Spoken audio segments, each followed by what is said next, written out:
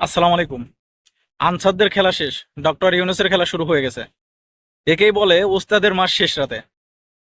দর্শক, আপনারা সবাই তো জানেন যে বাংলাদেশে কিছুদিন ধরে কিন্তু আনসার বা গ্রাম প্রতিরক্ষা যারা আছে তারা আন্দোলন করতেছে দাবির জন্য যে তাদেরকে বছরে 6 মাস কাজ দেওয়া হয় এবং 6 মাস কাজ দেওয়া হয় না, 6 মাস রেস্টের নামে কাজ থেকে বাদ দেওয়া হয়। আসলে এটা অযৌক্তিক, কারণ 6 মাস যদি আপনি কাজ করেন আর 6 মাস তখন কি করবেন? তো 6 মাস আপনি রিক্সা চালাবেন, মাঠে কাজ করবেন, ভ্যান চালাবেন, বাসের হেল্পারি করবেন, নাহলে কি করবেন? আপনার 6 মাস নাই আনসারের চাকরি করলেন। এটার পক্ষে হয়তো সবাই ছিল না যে এটা দীর্ঘই করা হোক বা মানে সম্পূর্ণ বছর করা হোক, মানে বছরে ফুল টাইম যাতে তারা কাজ পায়, এটার পক্ষে কিন্তু সবাই ছিল। কিন্তু পরবর্তীতে যখন এটা মেনে নেওয়া হলো, তখন তারা কি করলো?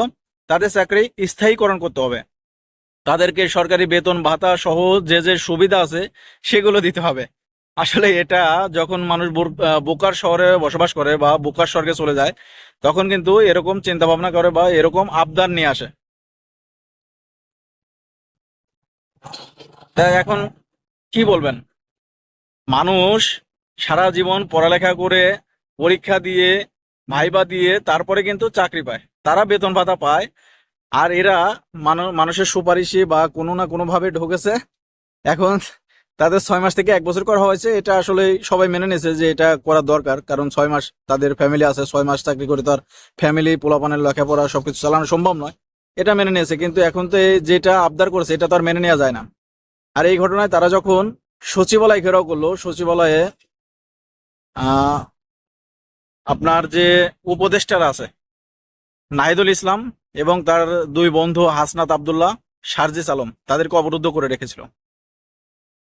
পরবর্তীতে সেখানে ঢাকা বিশ্ববিদ্যালয়ের শিক্ষার্থীরা রাত্রে খবর পেয়ে সেখানে যায় এবং সেখানে মানে বিশাল আকারে ঝামেলা হয় আনসার এবং সাধারণ শিক্ষার্থী বা বৈষম্য বিরোধী ছাত্র আন্দোলনের নেতা যাদের মাধ্যমে তুমুল ঝামেলা হয়।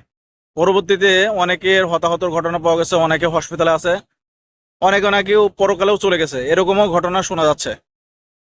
তা দর্শক, পরবর্তীতে এই ঘটনার পরিপ্রেক্ষিতে একটা প্রজ্ঞাপন জারি করা হয় যে প্রধান উপদেষ্টার বাসভবন অর্থাৎ যমুনার সামনে এবং সচিবালয়ের সামনে কোনো সভা সমাবেশ বা অবরোধ করা যাবে না। আসলে তখন কিন্তু সবাই বুঝতে পারছে যে আসলে কি হতে যাচ্ছে। তারপরে আনসারদের 450 জনের নামে অলরেডি রিপোর্ট হয়ে গেছে, মামলা হয়ে গেছে। তাদেরকে যে কোনো সময় ধরা হবে এবং অনেকে কিন্তু ধরাও পড়েছে, তাদেরকে শাস্তির আওতায় আনা হবে। তা দর্শক, এই জন্য বলছিলাম যে উস্তাদের মাস শেষ রাতে, যেটা ডক্টর ইউনূস সাহেব করতেছেন।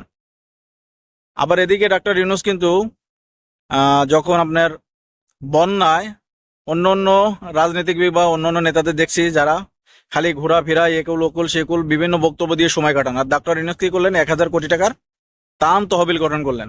এটা কিন্তু একজন নেতৃত্বের গুণভার। তো দর্শক, তার গুণও বলে শেষ করা যাবে না। তাই এখন আনসারদের বিষয়ে বা ছাত্র সমন্বয়ক বিষয়ে এটা সমাধান করা অতি জরুরি, কারণ আনসাররাও দেশের নাগরিক, সমন্বয়করাও দেশের নাগরিক। আমরা চাই যে কোনো ঝামেলা না হোক, দেশের শান্তি শৃঙ্খলা ফিরে আসুক। এই কামনা করে ভিডিওটি শেষ করছি। সবাই ভালো থাকবেন, যদি ভালো লাগে ভিডিওটি শেয়ার করুন। আল্লাহ হাফেজ।